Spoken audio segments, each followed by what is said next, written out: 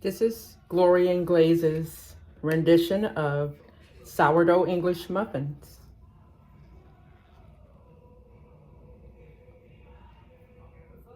1 1/4 cup buttermilk.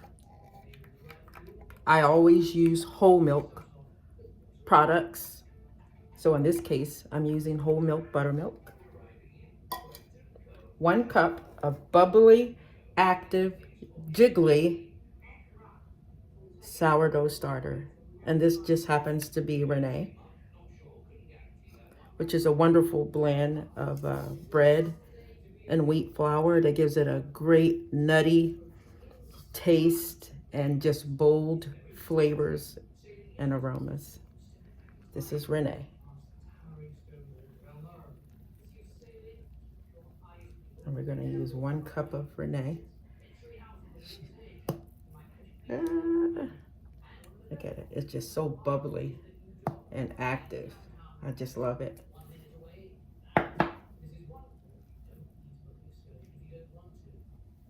So that's 1 cup of Renee. We're going to add that directly to our buttermilk.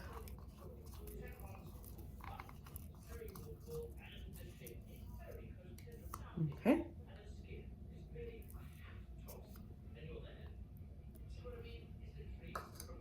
Okay, let's set that aside. Next, we're going to do our 2 tablespoons of honey. And you can also use sugar, but I just choose honey because I just love honey. No other reason. Okay.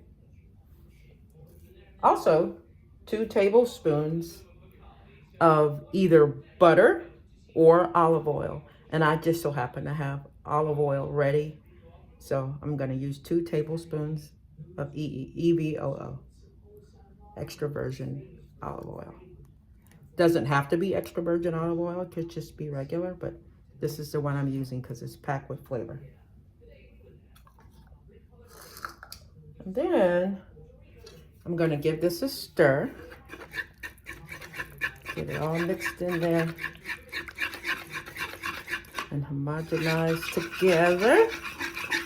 Get those all nice and married together, well blended with my good old Danish whisk. You can find these on Amazon everywhere.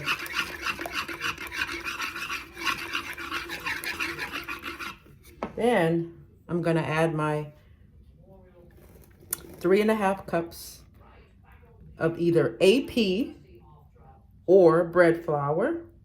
If you're using AP, you might have to put a little bit more flour, but I would say first just go with the recipe with the 3 1/2 cups of flour, whichever flour you choose to use. And then you might have to add a little bit, a pinch or 2 more of flour, but you may not. Just depends on your flour. Each flour is different. But I'm using, just for knowledge purposes, I'm using 3 1/2 cups of AP flour. And that would be King Arthur AP flour, okay? And then the last ingredient is 2 teaspoons, not tablespoons, 2 teaspoons of sea salt.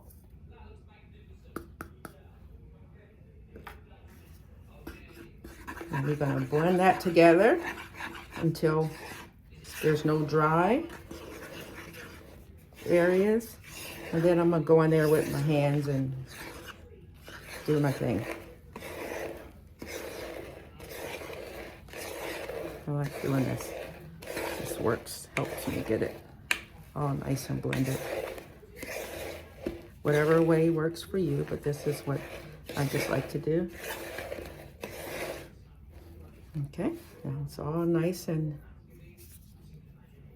blended. And then I'm gonna go ahead and put this Danish whisk down and get in here with my hands. Okay? Oh, that's a beautiful dough. Nice and soft.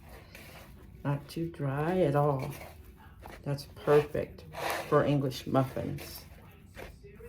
Or even bread for that matter. A loaf of bread. That is a perfect dough. Oh my goodness. That is a perfect dough. Look at that dough. Excellent. Excellent. Of course, no stretch and folds needed at all. Just kind of make sure it's well mixed in. Rub it around the bowl like that. And this is what I like to do.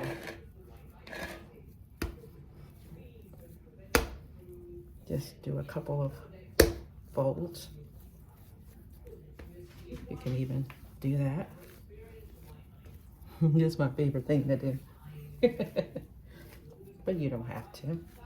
Just make sure it's well mixed together and ready for its bulk fermentation, because that's the next phase it's going into.